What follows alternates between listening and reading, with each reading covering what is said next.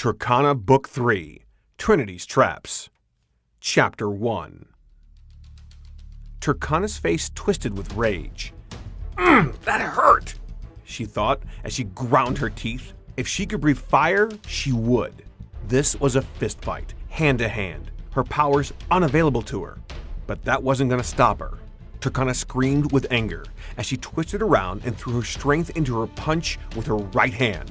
Her opponent ducked the punch, pivoted, and lashed out with a sidekick that caught Tercona in the stomach. Pain flared as she flew backwards and flopped on the ground, trying to catch her breath. Was Tercona fighting a new supervillain?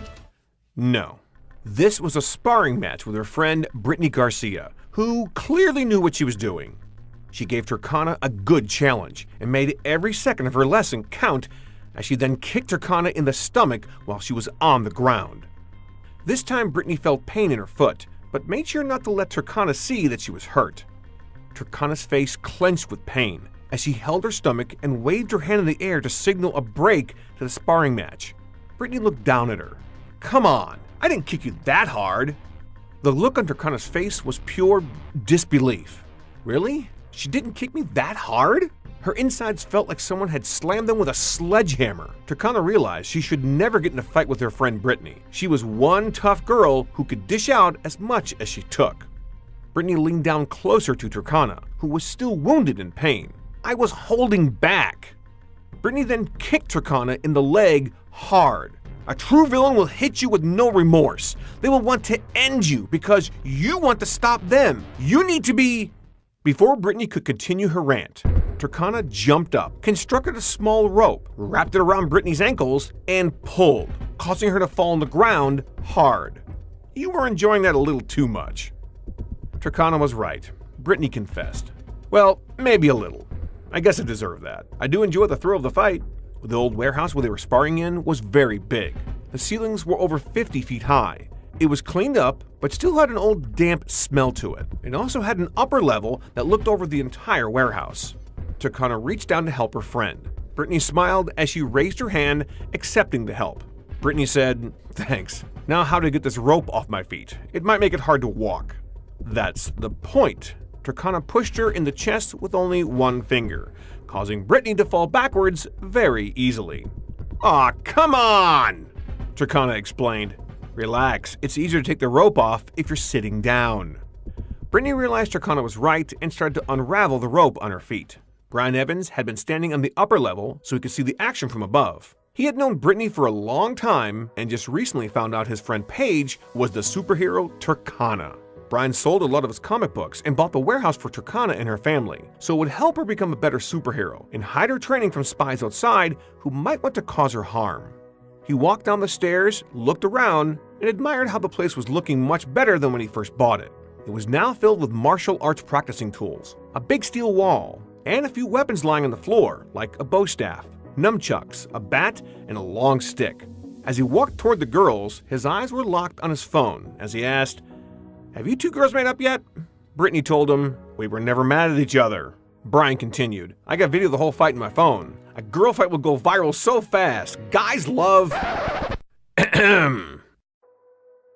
Brian finally looked up from his phone. The girls stood right in his way. They did not look happy. "Hey, I'm kidding!" The girls glanced at each other and then started to walk closer toward Brian. He scrambled backwards, panic rising. "Seriously, I didn't take any pics or video. Look!" He tossed his phone to Brittany. Brittany grabbed it in midair and began to scroll through the pictures and video. "He's telling the truth. It's clean." She threw Brian's phone back to him. He finally let out a breath he'd been holding in.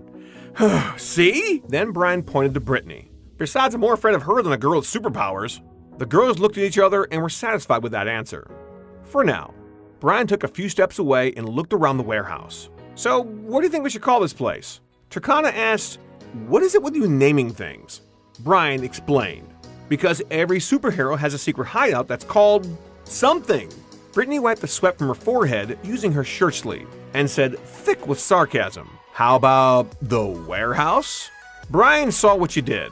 First off, yuck, here's a towel. He also knew she was kidding about the warehouse comment, but ignored her.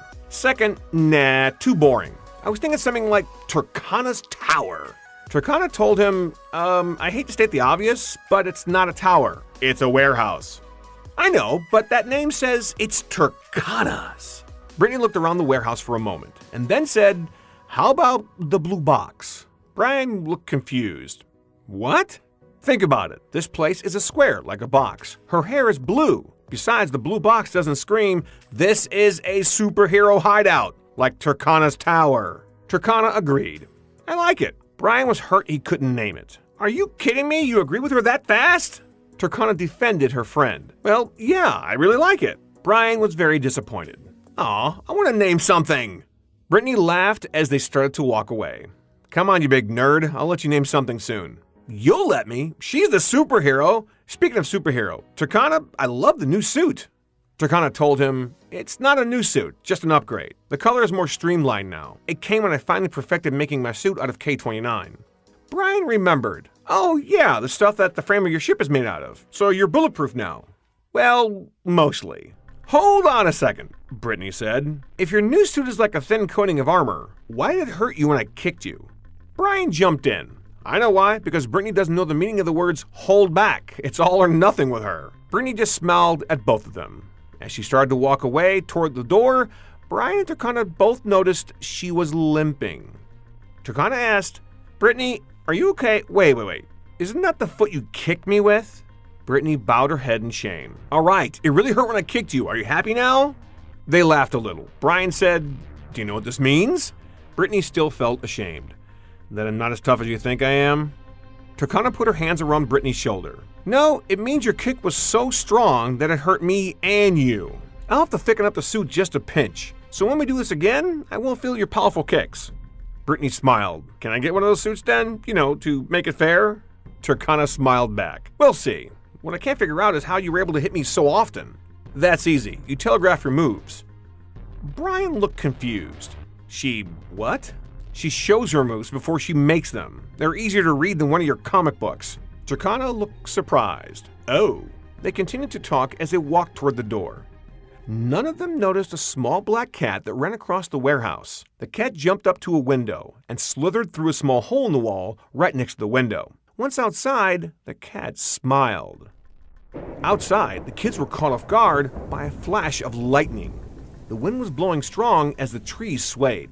It wasn't raining yet, but they could tell it was on its way. Brian pointed up and said, wow, the sky is purple over there. That doesn't look good.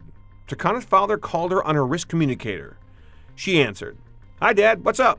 It's pouring so hard in the north end of town that parts of the area are starting to flood already. Glow spotted a car on the traffic cam trapped in the rising water by the general store. How fast can you get over there? Tercona sighed and said, Great, heroics in the rain, topped off with raging floodwaters.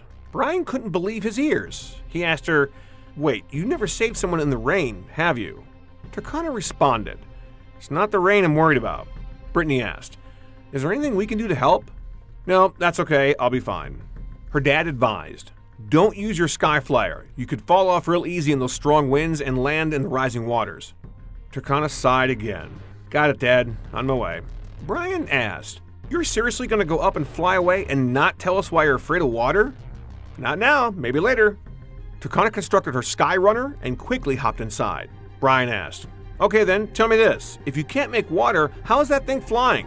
Doesn't it need a cooling system of some sort? Brittany responded for her. Really? She's in a mad dash to save people in a flood, and you ask her techie questions? Tercona told Brittany, Thanks. Hey, can you call your dad to pick you up? I gotta go. She then took off as fast as she could to the north end of Bayville Heights. Brittany said to Brian, My dad? Brian pulled out his cell phone. Don't worry about it. She doesn't know how strict your dad is. I'll call my mom. She can pick us up. As the rain slowly started to come down, Brittany let out a sigh and watched as the black cat ran down the road in the rain.